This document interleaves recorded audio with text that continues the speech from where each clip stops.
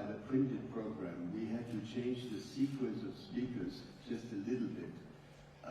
So everybody who's listed as a speaker in the program will actually speak, but in a slightly different order. With that, Madam President.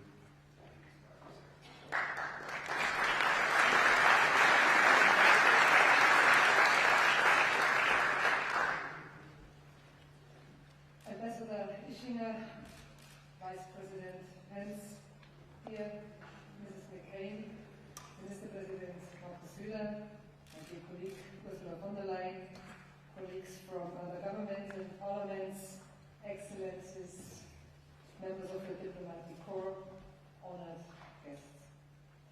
It's a great joy and an honor for our Bavarian State Parliament and for me personally to welcome you to the John McCain Dissertation Prize. Today is a premiere. This is the first time the Munich Security Conference is meeting in the Bavarian State Parliament. And, dear Cindy McCain, I could not imagine a more worthy occasion. Your husband was a passionate parliamentarian, if you will allow me to use the European term. He was a bold defender of Western-style democracy, and he was the doyen of the Security Conference. For decades, he was the motor behind transatlantic cooperation. He certainly was not one to dance around issues. Even in his final days, he was a figure of greatness, steadfast and dependable. He believed in the strength that comes from our common values, from communication, and from joint action as do we. Thus, to our very honored guest, Vice President Pence, let us express how much we welcome the American delegation being larger than ever this year. The transatlantic bridge remains intact indeed. That emboldens us. We Europeans have a stronger connection with the United States of America than with any other country. Ladies and gentlemen, the fall of the Berlin Wall 30 years ago was associated with many hopes. For us Germans, most of those hopes have been fulfilled. We are thankful to have seen the reunification of our country. Yet let us not forget the instability we experience in this period of peace. New threats, more military build-up, and greater insecurity. The world around us had not grown more secure, and we must find solutions to the end, together. Senator John McCain was our cherished partner. He was our loyal friend. We will miss him. He has left us an incredible political legacy, and this evening is dedicated to that legacy. We are conferring a John McCain Award for the first time. We do this with a view to our responsibility for stability and peace in the world. We look forward to exchanging ideas with our American friends and with the many other high-ranking representatives from politics, military, consulting and academia, all in the interest of building bridges. I wish you a pleasant evening, filled with useful knowledge and stimulating conversation. Thank you.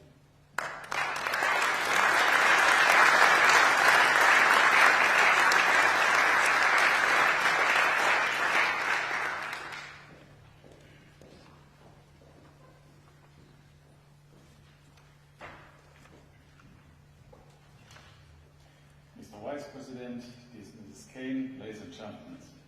Today Bavaria is the center of foreign and security policy. This is a great honor for us. We like it. I welcome all guests, especially our friends from the United States. The free state of Bavaria feels strongly connected to the land of freedom. After the Second World War, the people of Bavaria got to know the United States of America as a noble and generous partners. We are friends, and we still friends. We feel deep thankfulness for the Americans. Personally, as grew up close to a US Army hospital in Nuremberg. So my first personal contact with Americans was during a National Independence Day celebration at that hospital, and I was educated with American ice cream and burgers, and I loved it until today. Over the years, we were always partners in the past, and we should be in the future. It's not only a question of military cooperation, it's a question of the same values in this world. The values of democracy, human rights, and freedom.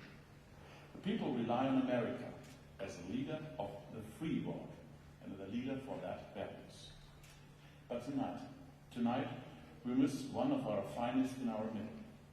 This year, the first security conference without John McCain. He participated in it for 40 years. John McCain was a central part of this institution. He himself was an institution. Standing up for his values and his commitment, he was an important voice for all discussions all over the years in Munich. He was a strong fighter for democracy and for freedom. I think John McCain would have told us Europeans and us Germans, think about what made you strong and what made you join forces in the past. So, ladies and gentlemen, I would like to congratulate all award winners. You can be proud of your achievement. An award is also a mandate, a commitment to continue to the mission of John McCain, not only living by our values, but also fighting for them. Good luck. Thank you.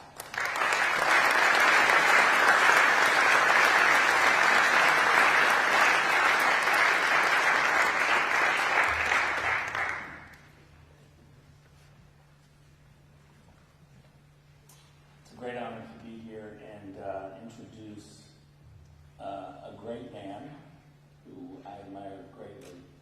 One of the best things about Mike Pence is that he and I both share a hero, a German hero. And we talk a lot about Dietrich Bonhoeffer and what Dietrich means to both of us. And I think to millions of Americans and millions of Germans. When we knew that the Vice President was coming, he said to me, is there any chance that we can do something that is about Dietrich Bonhoeffer in Munich? So we tried, we looked. It was a little too far away, but we hope to get you back, and I hope to be able to do this again. But let me start off tonight by saying we're very honored to have both you and the Second Lady here. Thank you for making the trip. Thank you for being here. Ladies and gentlemen, Vice President Mike Pence.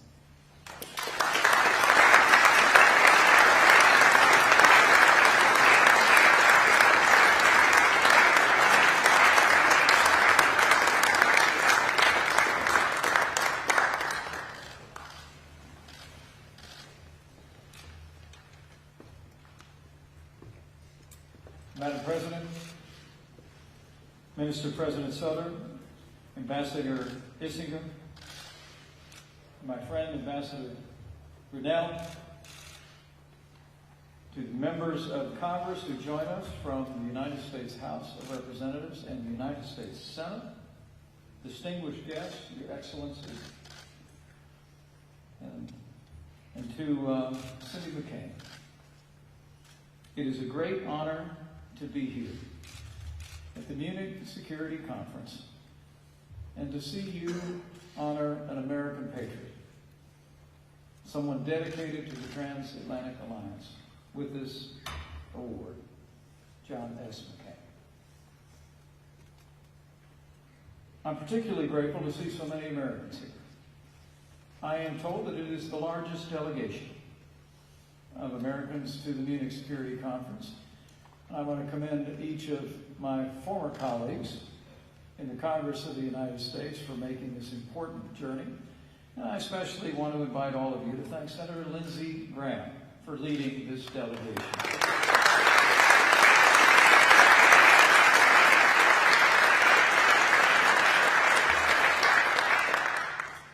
And to them and to all of you, I bring greetings from a great champion of freedom and of strong national defense, who has worked with these members of Congress to strengthen America's military might and to strengthen the leadership of the free world, I bring greetings from the 45th President of the United States of America, President Donald Trump. The last August, I reflected on the words that are in the old book. If you owe debts, pay debts. If honor, then honor. If respect, then respect. And at that time, when America was saying goodbye to a patriot, it was my great honor to pay a debt of respect to the man who laid in state in the place where he served to his last in the United States Congress. As I said on that occasion, in every generation there are those who put country first, who prize service ahead of self, who summon idealism from a cynical age. And John McCain was such a man. The son and the grandson of four-star admirals, John entered the United States Naval Academy when he was just 17 years old. His service as a naval aviator took him around the world, eventually to war in Vietnam, where he endured 5.5 years of confinement and torture. After he made it home, John exchanged the rank of captain for congressman and then later senator. Through 6 decades of service, John held firm to the faith of his fathers and his faith in America and in freedom. And he was a steady presence here in the transatlantic community and at the Munich Security Conference. Cindy had just reminded us personally that he actually attended here when he was a congressional aide. And his participation in the Munich Security Conference was longer than their relationship, some 4 decades. I actually had the privilege of attending my first Munich Security Conference in 2017 as Vice President. And John McCain was leading the delegation at that time as well. John McCain learned in the fires of war the choice that faces the free world today. It's the same choice that we faced in ages past. It's a choice between freedom and tyranny. It's a choice that America and freedom-loving nations around the world have stood shoulder to shoulder to advance throughout our history. I must say that I come today weary of heart because my wife and I spent the better part of this day at Auschwitz. And we walked through the long acres of both the camps that were there. It seems to me to be a scene of unspeakable tragedy, reminding us what tyranny is capable of. But it seems to me also to be a scene of freedom's victory. I traveled in our delegation with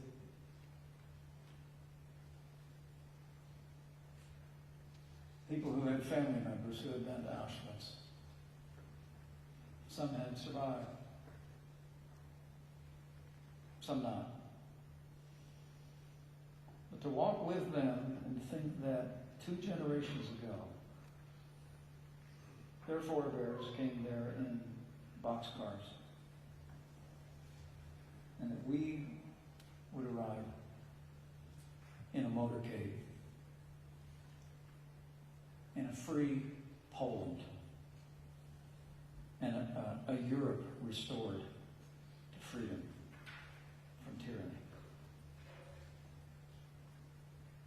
It was an extraordinary experience for us, and I'll carry it with me the rest of our lives.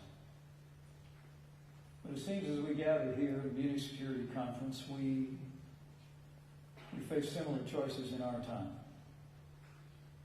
Whether we will confront venomous hatred and vile threats against peoples, whether we will stand shoulder to shoulder for freedom and security, or whether we will allow the mistakes of the past to be repeated,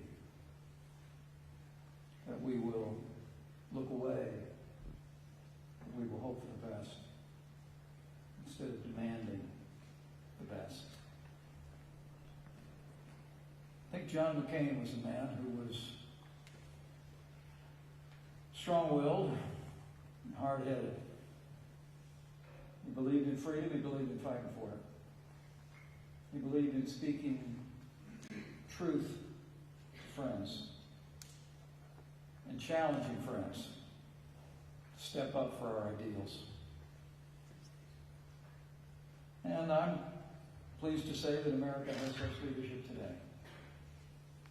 The president with whom I serve, with the strong support of these members of Congress, is restoring the arsenal of democracy. We've made the largest investments in our national defense with bipartisan support in Congress since the days of Ronald Reagan. We're modernizing our forces, modernizing our nuclear forces, demanding that our allies live up to their commitments in this transatlantic alliance. And as I'll speak more about tomorrow, we're making progress. And I think that's exactly how John would have wanted it. It seemed to me that a man that I got to know over the years as a friend had that rare combination of friendliness and toughness. In one moment, he would speak to you in light terms, always setting you at ease, and then a few moments later that would change. As he would tell you how things really needed to be. And I think that's a distinctly American quality. It's a quality, I promise you, that we have in the President of the United States today. It's a quality that you'll find in the leader of this delegation of Americans and in all the members of this great delegation that's come. And I hope it's quality that will facilitate honest conversations about the challenges that we face. Not just to the east, but across the Middle East, across the Indo-Pacific, and even in the Western Hemisphere, where freedom is beginning to break through even as we speak, in a place called Venezuela. And so we come today to remember a legacy, but we also come today to emulate it. And I'm sure we will at this conference, one to another.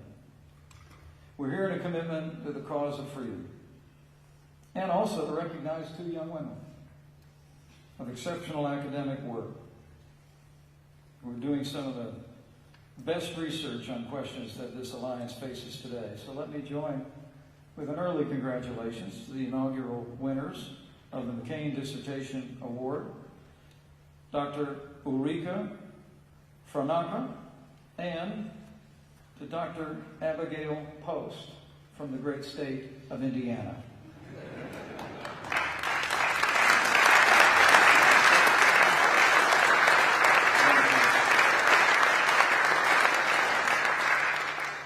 Dr. Franaka is a policy fellow at the European Council of Foreign Relations studying the impact of drones on warfare. And Dr. Post, a graduate of Anderson University in Indiana, examining the effect of language in international bargaining, and is an assistant professor in international relations and national security. These young women represent the bright future for our transatlantic alliance, and their intellect and their rising talent will contribute greatly to our discussions going forward. Of that, I'm confident. I'm also very confident that John McCain would approve of two rising stars being recognized in this way. He had a way with young people. Now I'm speaking to you not as a vice president, but as a dad. My son is a Marine Corps aviator. He went into the Marine Corps right after college. And from the first time I ever mentioned it to John, he's never failed to ask about my son, Michael. Michael's now training on fixed wings, and we couldn't be more proud of him. But as I told Cindy earlier, every time I was on the phone with John talking about some business, talking about some legislation, it always began with questions about my Marine. And always with that rapier wit that aviators share with one another. I'll never forget the time I told him that my son was training at McCain Field in Mississippi. And he said, well, just remind him to do better than me, to have just as many landings as takeoffs. I think John was a natural mentor. I think he'd be proud of both of you. And I think he'd be proud of this ongoing scholarship. So to our honorees tonight, my congratulations. I encourage you to keep up the good work. The safety and security of the free world depends on bringing our best and brightest to this challenge. And let me thank you all. Thank you all for allowing Karen and I to be with you this evening to share a few moments of greeting. Thank you for honoring a great American patriot in this way.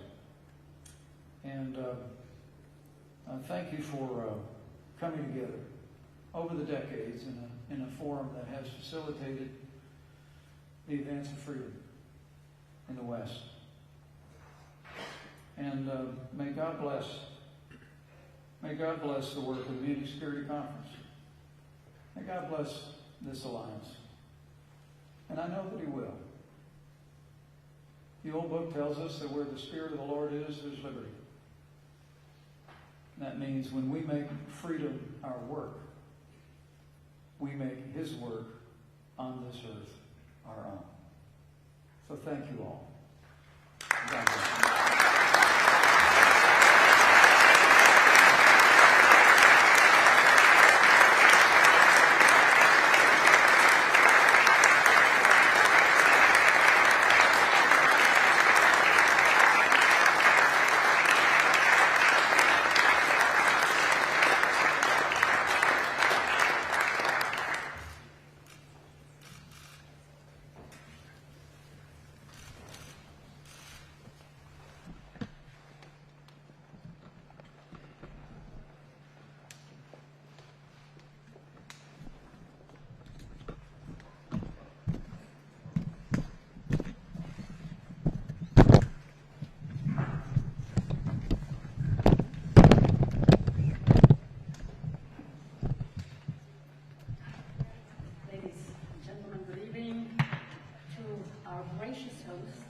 President Mike Pence,